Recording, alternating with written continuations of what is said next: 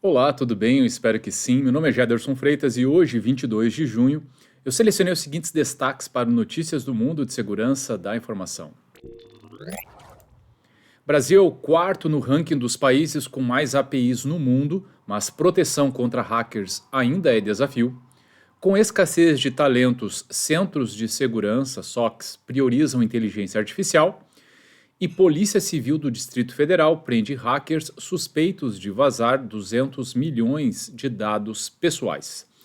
E eu começo com essa notícia que fala: Brasil é o quarto no ranking dos países com mais APIs no mundo, mas proteção contra hackers ainda é desafio. É o que divulga o portal minutodasegurança.blog.br. É preciso buscar medidas que permitam o monitoramento e a proteção desses sistemas que podem servir de porta de entrada para ataques cibernéticos. Grande parte da revolução digital observada hoje em dia em praticamente todas as áreas da tecnologia passa pelo desenvolvimento de APIs, que significa interface de programação de aplicação. Esse tipo de programa permite a integração entre diferentes sistemas, permitindo que possam conversar entre si e permitir acesso a informações necessárias na hora de executar o programa desejado, como peças de um quebra-cabeça que, ao se juntarem, formam uma grande imagem. Segundo o relatório State of API 2022, realizado pela Postman, os Estados Unidos são o país onde mais foram criadas coleções de APIs, com cerca de 5,5 milhões. Depois vem a Índia com 4,6, China com 2,6 e Brasil com 1,4 milhão. Isso mostra o tamanho desse mercado, sendo as mais procuradas nas áreas de plataformas de vendas como marketplaces, APIs para Twitter, geoorientação, gráficos de Microsoft e interface web do Slack, um messenger corporativo usado em milhares de empresas. Porém, ao mesmo tempo que o advento das APIs fez a revolução tecnológica dar saltos de qualidade, a questão de segurança se tornou também um fator preponderante, já que esse tipo de solução abre portas para acesso a informações que podem ser sigilosas e cybercriminosos se aproveitam disso para realizarem ataques. Dada a quantidade de APIs que um aplicativo pode ter, caso não haja um monitoramento constante em larga escala, a vulnerabilidade aumenta e pode trazer prejuízos incalculáveis. Ele cita o exemplo do Open Bank, que é um sistema de compartilhamento de informações entre bancos a partir do uso de APIs abertas que permitem a outros desenvolvedores a criação de aplicações e serviços à volta de uma instituição financeira. Um ataque a uma dessas APIs pode escancarar as informações privilegiadas de muitos usuários, e a dor de cabeça que isso gera é das maiores, inclusive sendo passível de punição pela LGPD. Ainda segundo o relatório, que contou com a colaboração de mais de 37 mil desenvolvedores, 52% dos incidentes ocorrem em período inferior a um ano em que a API está integrada, e 20% desses incidentes ocorrem dentro de um mês de integração. Por esta razão, é de extrema importância que, desde o desenvolvimento e durante toda a operação, o tráfego gerado pelas APIs envolvidas seja monitorado e avaliado continuamente. Essa foi a aposta da Viva Security ao desenvolver um portfólio que traz algumas soluções de segurança. Enfim, um ponto que eu gostaria aqui de enfatizar, e aí fala que a matéria segue falando da procura de atividades suspeitas, sobre a possibilidade de reduzir os falsos positivos e o SOC analisando tudo isso, etc. APIs é algo que faz parte do nosso dia a dia, muito mais do que algumas pessoas sabem ou pensam. Exemplo, ao utilizar um programa que faz uso dos recursos do notebook, por exemplo, ou do celular, para uso da câmera, nada mais é do que o sistema operacional oferecendo uma API para que aquela aplicação faça uso da câmera. Do contrário, quem desenvolve o software que precisa da câmera teria que desenvolver todo o mecanismo de utilização, inclusive baixo nível do sistema operacional para uso do hardware. Só que isso já está pronto, o sistema operacional oferece. E como que ele faz isso? A partir do uso de APIs. Então ele desenvolveu esse serviço, ele disponibiliza, e a partir, obviamente, da troca de algumas informações, autenticação, etc., ele permite o uso do recurso. Simples assim.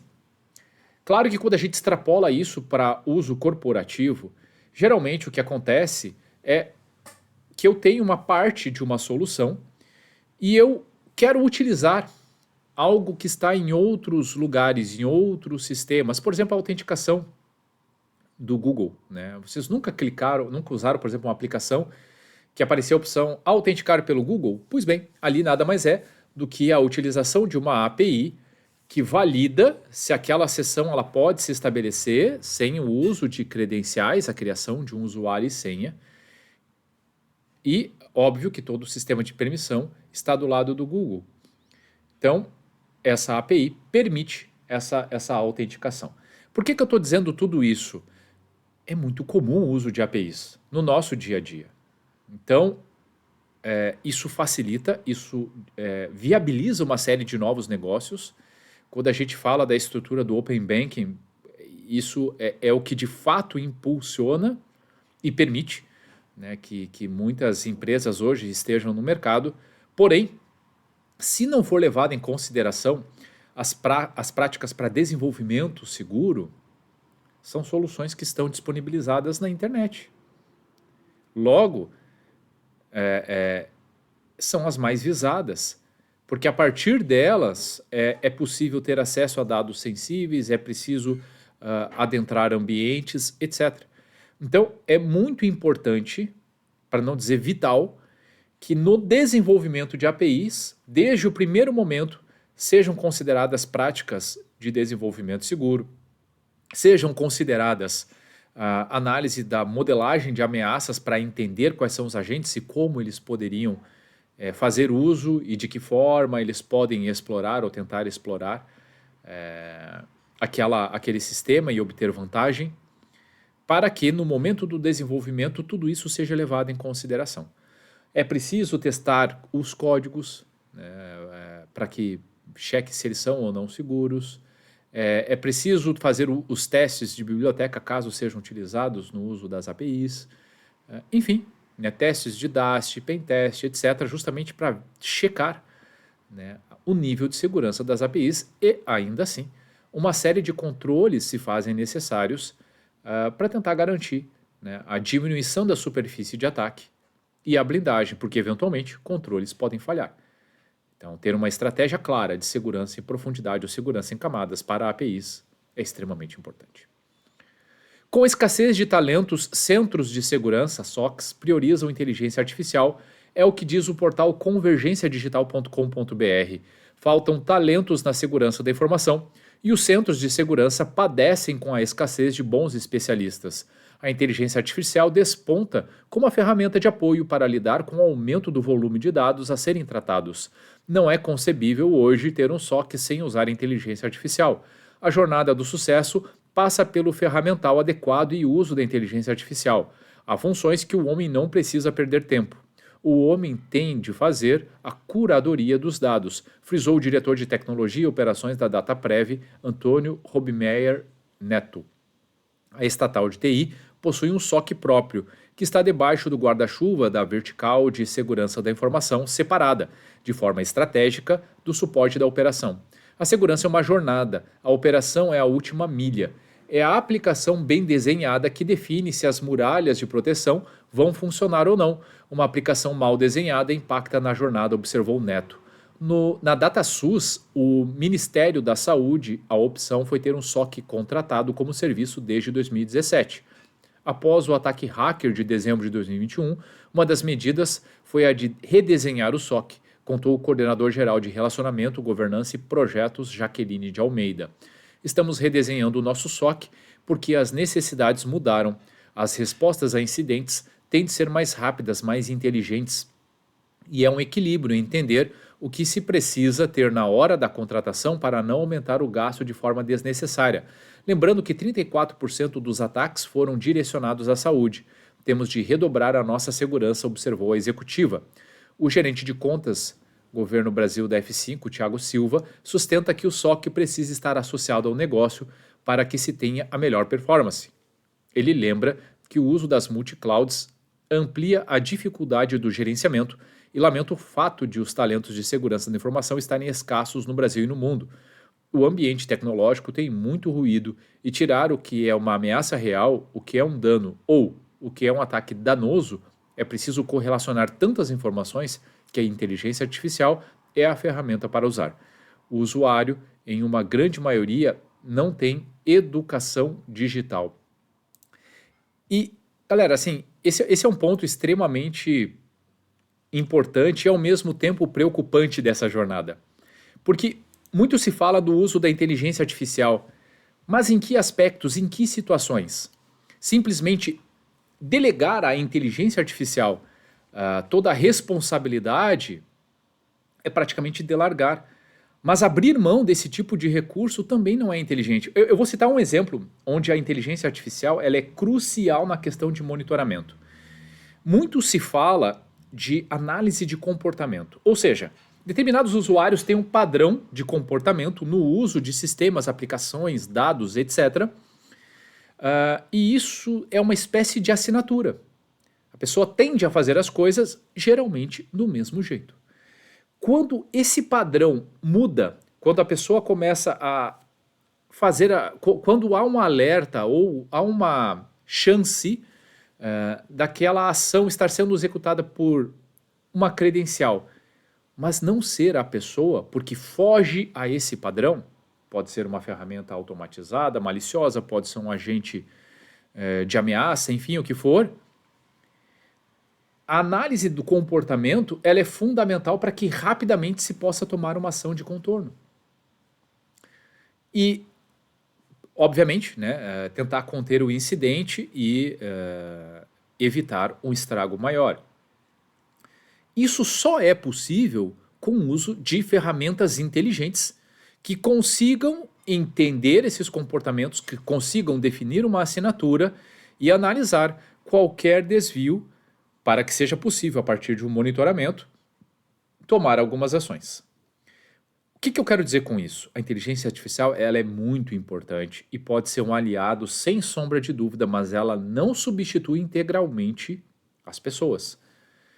Muito vai depender, obviamente, né, da criação de procedimentos, das pessoas analisarem os contextos, porque se deixar tudo para a inteligência artificial, não tendo uma maturidade adequada para a tomada de decisão, vai se automatizar o quê? O erro.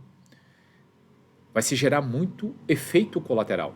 Então, principalmente no primeiro momento, é preciso do apoio de pessoas. Então, eu vejo mais a inteligência artificial sendo utilizada dentro desse contexto, como um apoio sem abrir mão das pessoas. Há uma escassez de talentos ou de mão de obra? Sim, há. Mas aí há outras estratégias que podem ser utilizadas em conjunto, obviamente, com a inteligência artificial, para se chegar a melhores resultados. E na última notícia de hoje, divulgada no portal convergenciadigital.com.br, Polícia Civil do Distrito Federal prende hackers suspeitos de vazar 200 milhões de dados pessoais. A Polícia Civil do Distrito Federal prendeu 2 hackers no dia 20 de junho por envolvimento em um esquema de vendas de dados sigilosos da população brasileira. Eles são acusados de divulgação de segredo, invasão de dispositivo informático, organização criminosa e lavagem de dinheiro. De acordo com as investigações, cerca de 200 milhões de dados pessoais de brasileiros estavam expostos, dentre fotos, assinaturas digitais, veículos e registros de armas. As informações eram usadas para diversas fraudes eletrônicas, violações da intimidade dos cidadãos e elaboração de dossiês contra autoridades públicas. Além das prisões, a corporação cumpriu mandados de busca e apreensão, bloqueou contas bancárias e criptomoedas dos envolvidos e derrubou um site e servidores usados pelos suspeitos. Os mandados são fruto de uma investigação iniciada para combater o crescimento de golpes eletrônicos. Dezenas de inquéritos da 9ª Delegacia de Polícia do Distrito Federal abrangiam casos de pessoas enganadas porque os golpistas tinham detalhes de suas vidas privadas, nome completo, idade, classe social, endereço, celulares de parentes, histórico de vida, etc. A Polícia Civil do Distrito Federal ainda constatou que os criminosos tinham acesso a câmeras capazes de ler placas de veículos e, consequentemente, localizar as últimas rotas. Na sequência, os investigadores descobriram que tais dados eram comercializados na Dark Web. Por meio de mensagens instantâneas em apps, os criminosos vendiam acesso às informações, vendiam os acessos aos painéis de consulta de dados em pacotes com números determinados de dias. As informações eram compiladas no site, agora derrubado, e organizadas de maneira profissional e intuitiva para qualquer leigo. A corporação obteve logs de todos os usuários que compraram acesso ao painel com dados sigilosos. Tais pessoas também serão investigadas. Eu simplesmente comemoro quando eu vejo esse tipo de notícia. Qualquer ação que consiga atingir, né, e desmantelar quadrilhas, né, diminuir, desincentivar, porque o que tínhamos até bem pouco tempo era a percepção de que o crime era simples, continua sendo, e que não era punido, que não era acompanhado, que não tinha agentes capazes de identificar os criminosos por trás, né, de todas dos computadores, celulares, etc., né, que era muito complexo. Pois bem, com toda a evolução, né, que os órgãos fiscalizadores, né, e a polícia acabaram tendo e implementando, isso já começa a mudar. Esse jogo começa a mudar. Leis começaram a ficar mais duras. Ainda precisamos de uma política de segurança cibernética nacional? Sim, é verdade. Mas temos uma série de estruturas que têm sido fomentadas, criadas, melhoradas ao longo do tempo. Então, que bom, né, que a Polícia Civil do Distrito Federal conseguiu prender esses suspeitos. Espero, sinceramente, que mais notícias como essa sejam divulgadas.